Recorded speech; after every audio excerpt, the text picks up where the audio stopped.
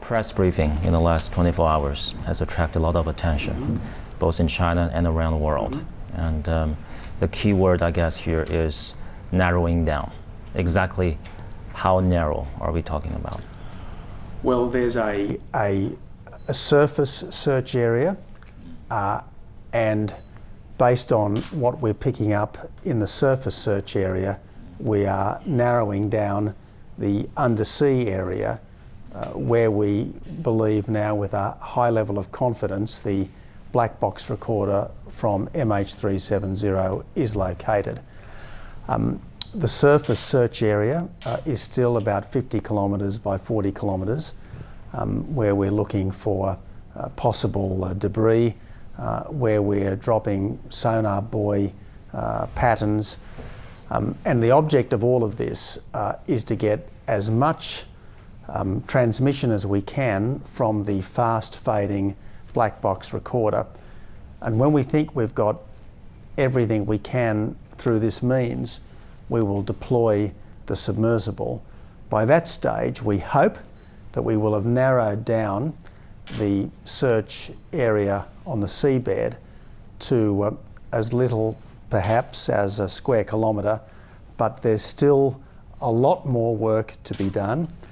And I don't want anyone to think that we are certain of success, or that success, should it come, is going to happen in the next week or even month. There's a lot of difficulty and a lot of uncertainty left in this. It is the most difficult search in human history, and no one should underestimate the challenges involved in finding wreckage 4.5 kilometres below the surface of the ocean. So 40 to 50 square kilometres on the surface right now, and it is possible to narrow down to 1 square kilometre underneath eventually. That's what we're hoping to do.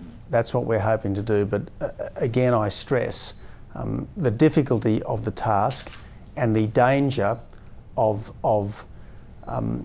false hope and unrealistic expectations. What gives you confidence that this is happening? You mentioned many times you're very confident. Yes, because we have deployed the best possible technology, and we've now had numerous transmissions, including some transmissions of some hours in length. And it's the length of the transmissions, the number of the transmissions, the frequency of the transmissions makes us highly confident that this can only be from the black box recorder from flight MH370. Are there arrangements being made for the families of the victims in Australia?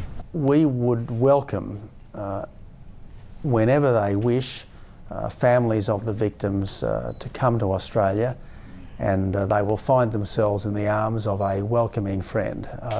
So I make that very clear that families are welcome to visit Australia.